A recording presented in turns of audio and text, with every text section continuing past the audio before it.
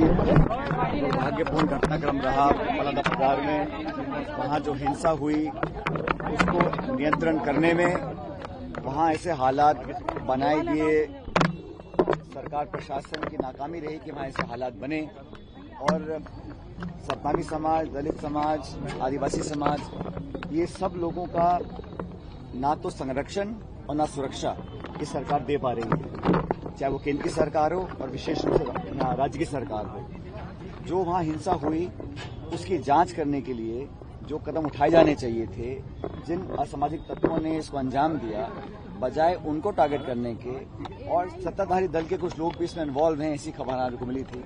लेकिन हमारे लगातार दूसरी बार जीते हुए विधायक नौजवान साथी देवेंद्र यादव जी को जिस प्रकार राजनीतिक षड्यंत्र के रूप में अरेस्ट किया और घर जाकर उनको पहले पूछताछ के लिए बुलाया गया, वो पूरा कोऑपरेट कर रहे थे, बिना तथ्य के, बिना प्रमाण के उनके ऊपर तमाम तरह की धाराएं लगाई गई हैं और उनको अरेस्ट कर जबरदस्ती यहाँ जेल में रखा गया है। ये मैं समझता हूँ बहुत गलत उदाहरण सरकार पेश कर रही है, क्योंकि समाज की जो भावनाएं आहत हुई उसको समझने में सरकार कामयाब नहीं है। कांग्रेस पार्टी हम सब हमेशा से, चाहे वो राहुल जी हों, चाहे खड़गे साहब हों, चाहे हमारी पार्टी हो, हमने हमेशा दलित, आदिवासी, पिछड़े, गरीब उस तबके के लिए संघर्ष किया है और देवेंद्र यादव जी भी वहां पर अपना समर्थन देने गए थे उन सब साथियों को जो उत्तेजित थे, जो परेशान थे, जो आहत थे। लेकिन हिंसा जो हुई, और ऐसा पहली बार हुआ है राज्य इतिहास में कि प्रशासन, पुलिस को कोई अंदेशा नहीं था और जब इतनी बड़ी हिंसा को जब अंजाम दिया, उसके बाद कांग्रेस के विधायक को टारगेट करना, ये सीधी सीधी राजनीति है और मुझे लगता है कि बहुत गलत उदाहरण पेश किया है प्रदेश की सरकार ने। अगर आप अपने पॉलिटिकल ओपोनेंट्स को, राजनीतिक प्रतिद्वंदियों को इस प्रकार से आप कानून का दुरुपयोग करके उनको जेलों में डालेंगे तो मुझे लगता है कि जनता इस बात को बर्दाश्त नहीं करेगी। हम पूरा संघर्ष करेंगे, लीगली भी हम कर रहे हैं, पूरे प्रदेश में हम लोग धरना करेंगे, जनता को सचेत करेंगे। ये सरकार बजाय विकास करने के तमाम यहाँ पर कानून, लॉ एंड ऑर्डर बिल्कुल फेल हो चुका है, मौतें हो रही हैं, बलात्कार हो रहे हैं, अपहरण हो रहे हैं, चाकू चलाए जा रहे हैं, लॉ एंड ऑर्डर को कंट्रोल सरकार कर नहीं पा रही है और कांग्रेस के विधायक को जेल में बंद कर एक बहुत गलत उदाहरण दिया है। इसका जवाब जनता देगी। कांग्रेस पार्टी पूरी तरह इस संघर्ष के लिए तैयार है। आज हमने मुलाकात करी है देवेंद्र जी से भी और वो पूरे तैयार हैं सतनामी समाज के लिए, दलितों के लिए, गरीबों के लिए संघर्ष करने के लिए। लेकिन ये जो उन्होंने किया है, जिनको जेल में डालने का काम, इसका हम जवाब कानूनी तरीके से भी देंगे और पॉलिटिकल तरीके से। अंदर क्या बात हुई? अंदर की कही गई?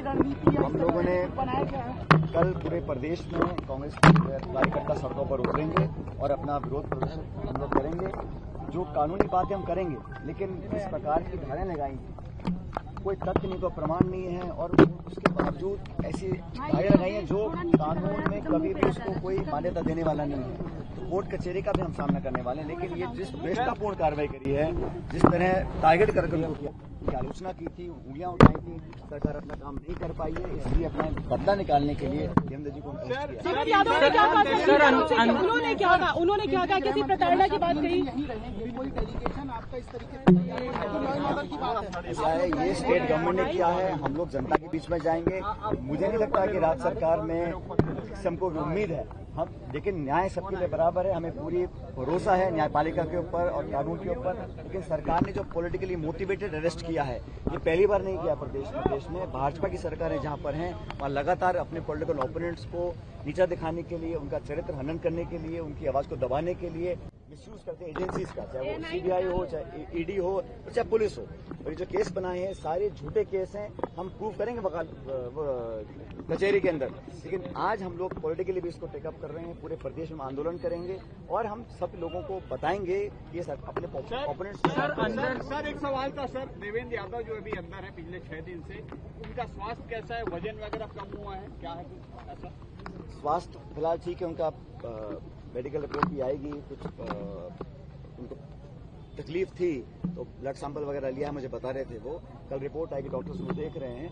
लेकिन बहुत मजबूत हैं वो, नौजवान हैं और वो अपनी संकल्प शक्ति से सबको कहना चाहते हैं कि हम हमेशा सच्चाई के लिए लड़ते रहेंगे और उनको अपनी चिंता नहीं है।